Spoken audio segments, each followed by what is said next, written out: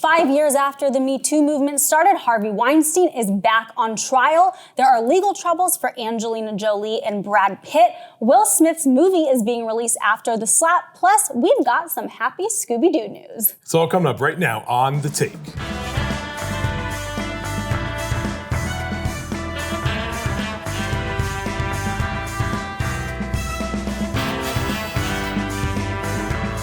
Hey everyone, and welcome to The Take. I'm Elizabeth Wagmeister. And I'm Clayton Davis, and we're here to give you our take on some of the week's biggest stories. And there have been some really big ones this week. Yes, it feels like there's been a lot of controversy, a lot of heaviness this week. We are going to get into all the stories, but we also have some really fun things to talk about. So we will get into all of it. But first, this week marked the 5-year anniversary of the Me Too movement kicking off in Hollywood. It was 5 years ago from this week that the first stories with allegations of sexual violence against Harvey Weinstein broke, which of course completely changed the culture in Hollywood, but also society and beyond.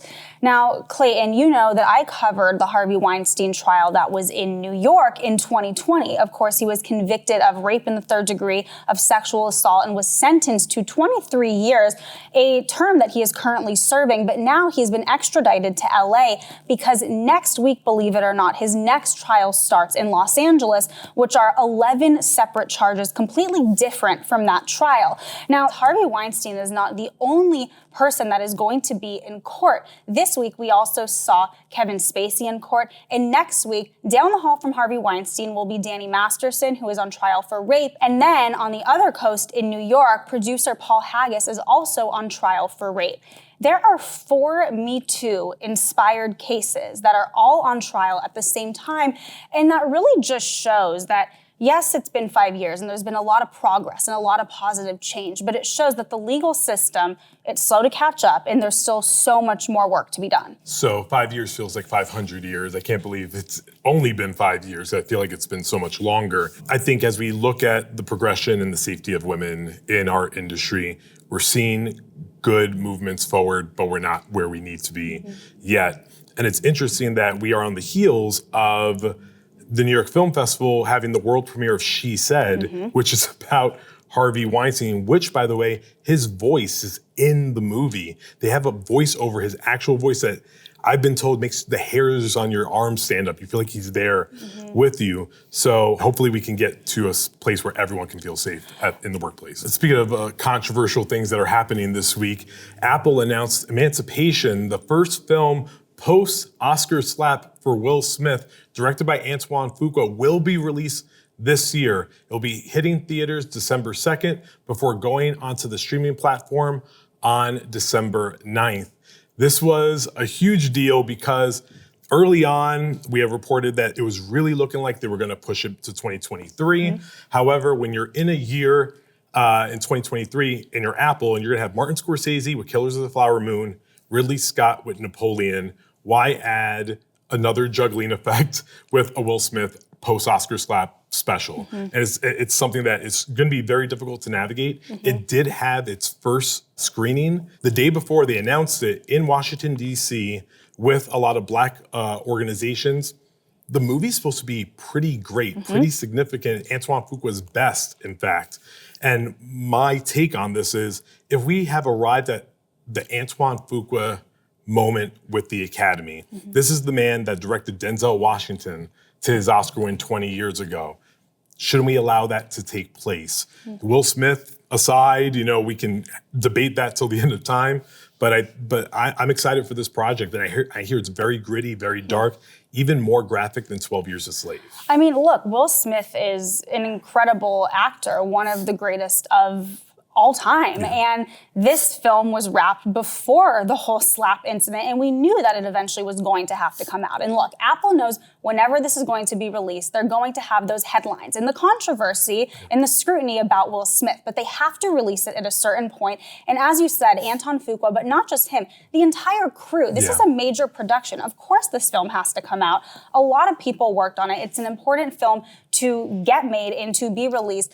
But before we move on, since you are the expert on all things Oscars and Will Smith's slap, what does this mean? Can you clear up for his Oscar chances? Because of course he's been banned from attending the Oscars for 10 years. Yeah, and that's been one of the things that people have failed to like grasp and understand. He's banned from the ceremony, but he can still be nominated. Yes. And he can get 2 nominations, one as an actor, and he's a producer on the movie. So if that film is nominated for Best Picture, then he will be one of the nominated producers. He won't be able to attend. He can't, if it won, he couldn't accept via satellite or anything like that. So his punishment is there, but he can still be nominated. And I think it's not as clear cut that like we're done with Will Smith as people think it is out there. And I think a lot of people will say, what punishment? He can't attend the Oscars, but he might have another Oscar on his shelf. So we'll see what happens Exactly. There. Speaking of A-listers, earlier this week, Angelina Jolie filed her countersuit against her ex-husband, Brad Pitt, alleging that in September 2016, he grabbed one of their children by the throat, choking them and smacking another. This was in response to a suit that he filed a few years ago regarding a winery the couple had owned together. Obviously, the story is getting a lot of attention. Pitt has vehemently denied it, actually providing a statement to Variety saying, in part, Brad has owned everything he's responsible for from day one, unlike the other side, but he's not going to own anything he didn't do. Brad will continue to respond in court as he has consistently done. Now, this is just another example of A-listers airing each other's dirty laundry. We saw a very gross part of this during the Johnny Depp Amber Heard trial.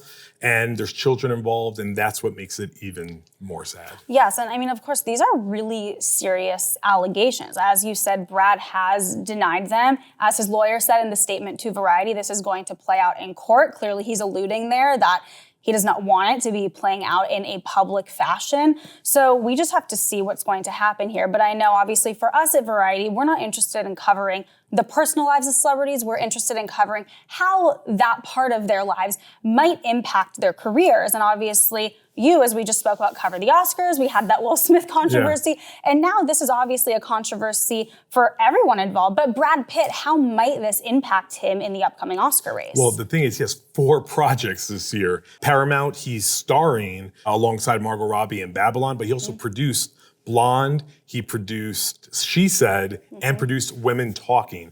These are big projects in the awards conversation and from 4 different studios, no less. So people are going to have to navigate this, but we'll see if it gets some traction, if people even pay attention. Again, it's just a sad situation because, again, there's children involved. Let's move on to some other film news. Billy Eichner's movie Bros opened last week, but to underwhelming box office results. The film opened to $4.8 million, which was about half of what Universal had estimated.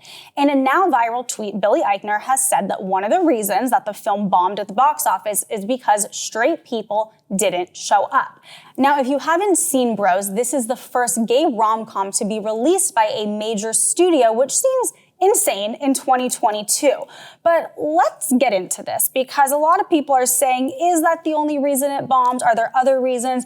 Now, I saw Bros. I loved it. I mean, Billy Eichner is fantastic. It comes from Nick Stoller and Judd Apatow. These are legends in the world of comedy. It's really funny. It's also incredibly heartfelt. And from my perspective, and I think probably from Billy's perspective and anyone who's seen the film, this is not a film just for gay audiences. This is a film for every audience. So I was really sad to see this box office result because I think it's a great film. And we also had Billy Eichner on the cover of Variety. I was at that shoot and I interviewed him for our video. And I asked about this because I said, inevitably, there's going to be some homophobic response. And he basically said, he knows that's going to happen. You just can't worry about it. And he just really hopes that people see the film, and that hasn't quite happened yet. Listen, and I'll be the first one to say, like, I'm sure homophobia played a part in this. However, in defense of what the industry talks a lot about is Billy Eichner is not a huge name that can open a movie. Not at this point. Billy on the Street people know, but he hasn't built up that cred yet. And I always want to be reluctant to say straight people didn't come out. That's why it failed. I mean, yes, in part, but there's a lot of varying factors. The Coast came out, but that Middle America part, that very conservative, they were never going to come see something like this. Does that mean Bros shouldn't be made? Absolutely not. It should be made every time. But we have to kind of manage those expectations. Yes, and there definitely are many factors. And as you said, I think that everybody involved with this film knew that homophobia would be at play. That's why the coast did turn out to see this. New York, LA, San Francisco were the biggest box office returns for Bros. Middle America, not so much, but I really liked it. But in happier LGBTQ news, Velma of Scooby-Doo in the new movie has come out as lesbian. The internet broke loving her crush on the new character that graces the screen, but more importantly, Google responding to it. If you Google Velma, a nice little confetti of LGBTQ flags graces your screen. It's one of the happiest things that we can look for at a time where we're just trying to stay above water. Yes, and I mean, I hate to bring this up, but if you look at the comments, a lot are very happy, but of course you have those that are saying, oh, why is Scooby-Doo going woke? And it's all these things that I choose to ignore. Also, I think we knew that, and Velma was gay a long time ago. Everybody has been saying for years and years and years, Yeah. and even James Gunn long ago, he said that he tried to make Velma a lesbian and that it basically was shut down. So this has been something that Scooby-Doo fans have known for years. Everybody is very happy to see Velma living in her truth. And we're just going to stick with that to end the week For on sure. a high note, right? Yeah, it's one of the happy times. Yes, and on a high note. And thanks to you guys at home, as always, for watching us right here on The Take. Thanks for watching.